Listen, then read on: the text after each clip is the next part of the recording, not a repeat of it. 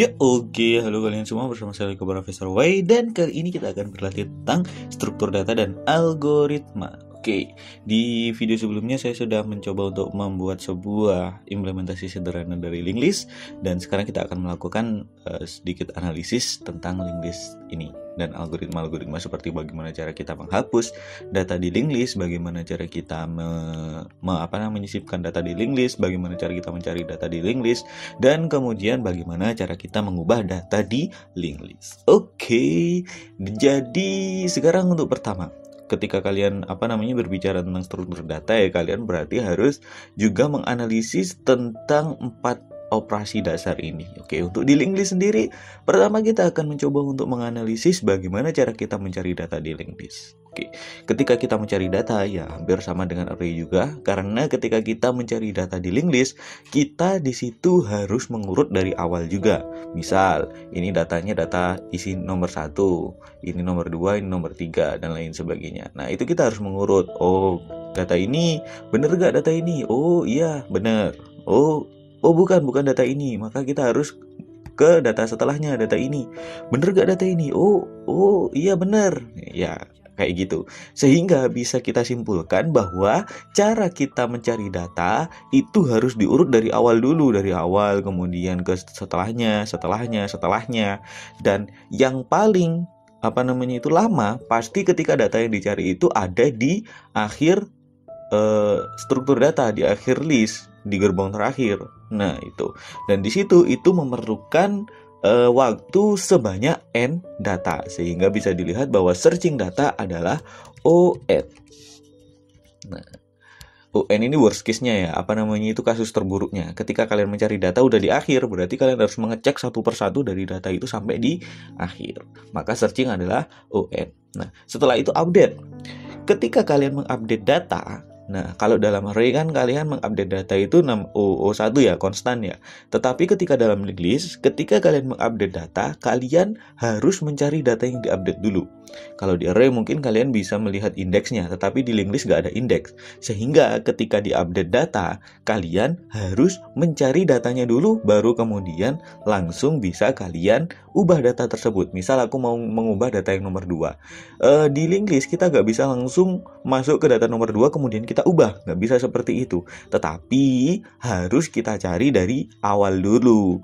Jadi kita cari dari awal. Oh, ini nomor 1, oh berarti data ini bukan yang diubah. Oh, kemudian nomor 2, oh iya data ini yang diubah. Sehingga bisa kita simpulkan bahwa untuk mengupdate data kita perlu ditambah mencari dulu searching ditambah dengan O1.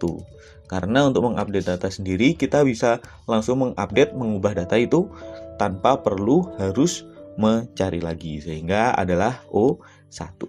Nah, untuk menghapus data, bagaimana cara kita menghapus data? Nah, di sini adalah keuntungan dari linked list. Kalau di array, kalian ketika menghapus data, kalian harus menggeser yang data-data di sebelah kanan sehingga bisa pas untuk array, karena nggak boleh ada yang bolong ya kalau di array ya. Nah, kalau di linked list kalian nggak perlu menghapus seluruh data. Misal aku mau menghapus data nomor 2 ya. Nah, data nomor 2 ini mau tak hapus. Ya udah, bagaimana cara kita menghapus data nomor 2? Ya, data nomor 2 ini misal ini di sini ya. Nah, data nomor 2 ini di sini. Nah, bagaimana cara kita menghapusnya? Kan ini data nomor 1 menunjuknya itu ke data nomor 2. Nah, itu daripada sehingga data nomor 2 ini kan ada tunjukannya seperti ini. Nah, ini kan ada petunjuknya seperti ini. Nah, untuk menghapus data nomor 2 ini misal kita geser ke bawah. Dan kemudian data nomor 1 ini menunjuknya langsung ke data nomor 3. Tuh. Jadi langsung ke data nomor 3. Nah, sehingga seperti ini. Dan kemudian yang ini bisa kita singkirkan. Nah, data-data seperti ini, data yang ini itu kan nanti akan terhapus dengan sendirinya tanpa kita harus menggeser-geser yang data-data sebelah kanan sini lagi. Tinggal menggeser data yang mau dihapus dan kemudian data yang sebelumnya kita pindah penunjuknya untuk ke data yang selanjutnya ini tadi. Nah, sehingga deletion di sini kalau dalam array adalah ON, kita di dalam linked list hanya memerlukan O1 saja karena cuman mengganti penunjuk aja. Nah, oke, dan kemudian untuk menyisipkan data, misal data tadi yang tadi ininya mau dihapus ya, tadi kan mau dihapus, oh ternyata keliru, harus kita sisipkan lagi. Ini data nomor 1 nih, ini data nomor 2 mau disisipkan di antara data nomor 1 dan data nomor 3. Bagaimana caranya? Caranya berarti anak panah dari data nomor 1 ini kita tunjukkan ke data yang nomor yang akan kita insertkan. Nah, ini di sini misal. Nah, ini kan data nomor 1 ini penunjuknya adalah data nomor 3. Nah, ini kita ganti petunjuknya jadi ke sini. Dan kemudian setiap data kan pasti ada anak panahnya. Nah, di data yang kita insertkan tadi juga ada anak panahnya kan ya. Nah, anak panah ini itu kita tunjukkan ke data nomor 3. Nah, jadi seperti ini. Jadi yang awalnya tadi itu data nomor 1 langsung terhubung ke data nomor 3, sekarang kita pindah dari data nomor 1, kita hubungkan ke data nomor 2 dulu, baru kemudian ke data nomor 3. Sehingga untuk insertion, kita di sini memerlukan waktu O1 juga. Nah, seperti ini. Ini adalah analisis dari linked list ini sendiri. Oke, mungkin seperti itu dulu untuk video kali ini. Di video selanjutnya mungkin kita akan lakukan sedikit implementasi secara konkret dari operasi-operasi deletion, insertion, dan searching, dan juga update di linked list yang sudah kita buat di C++ kemarin. Oke, mungkin seperti itu dulu. Jangan lupa like dan subscribe video ini untuk mendapatkan tutorial-tutorial tentang algoritma dan struktur data yang lain yang pastinya akan berguna bagi kalian yang di situ ingin mempelajari tentang bagaimana cara memecahkan masalah kalian dengan komputer dan mungkin dengan data science juga nanti.